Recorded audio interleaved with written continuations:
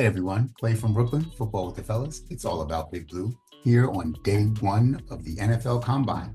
Very exciting. And as I'm sure you've heard in many different locations and sources, there is some concern about the health of Abdul Carter. Abdul Carter, who is a likely top 3 pick, maybe even first overall pick prior to today, now suddenly has a big question mark. Why? He has a probable stress fracture in his foot and he might need surgery. So what does that do? What does that mean? So if you're the Giants, let's say, and you are picking at 3 and number 1 and 2 is Cam Ward and Shedeur Sanders, as it has been in many a mock draft, and now it's your pick, you're on the clock, and Abdul Carter is available, do you take him? Do you waste the opportunity to pick a healthy player for someone whose upside may be higher but may miss who knows how many weeks of this season if his foot is really injured and needs surgery? Now, they say that if he has the surgery now, he'll be ready long before the season starts. But it sounds like he's not sure he wants to have the surgery now. He may want to wait till after the pro day in a few weeks so that he can do his testing and show everyone that maybe he doesn't need surgery at all.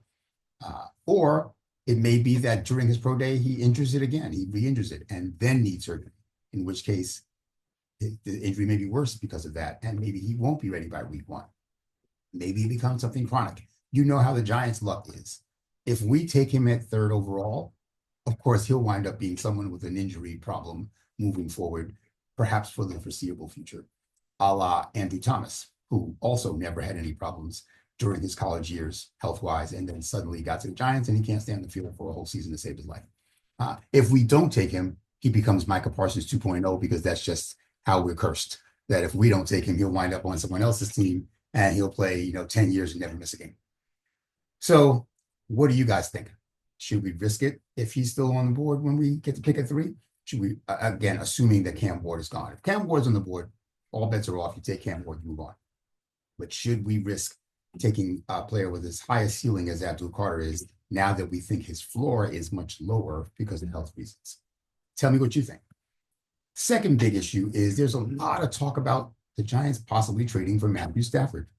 I don't get it. I just don't get it. I don't see why we would give up significant draft capital for a 37-year-old quarterback. Now, he's a great quarterback. Don't get me wrong. He's probably going to the Hall of Fame. He's certainly an elite quarterback for his career.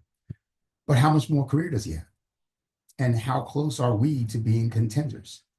If we think that Matthew Stafford gets us to the playoffs in the next year or 2, then fine. That makes sense.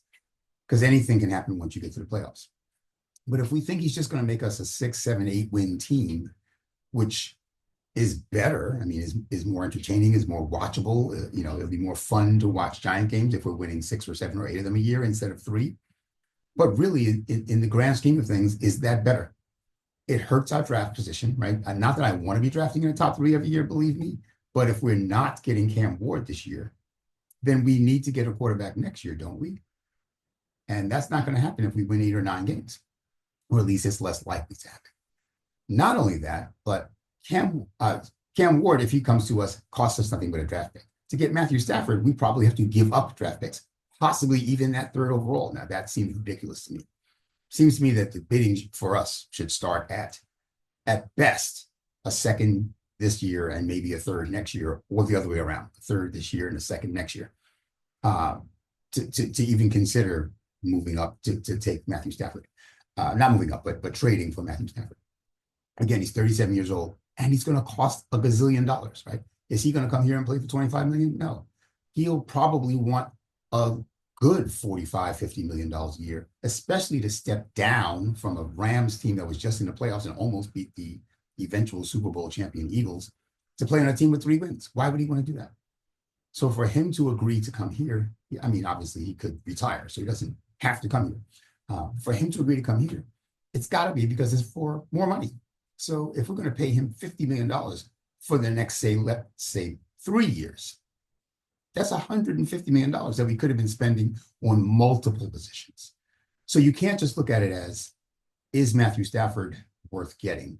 What you have to look at it as, in my opinion, is what would the Giants look like? What is the opportunity cost of having Matthew Stafford versus not having Matthew Stafford? And I think if we sign Matthew Stafford, then that means that's pretty much it for free agency this year. Maybe we sign another low-level free agent, But we're not going to get, Milton Williams and Drew Dahlman and Trey Smith if we sign Matthew Stafford.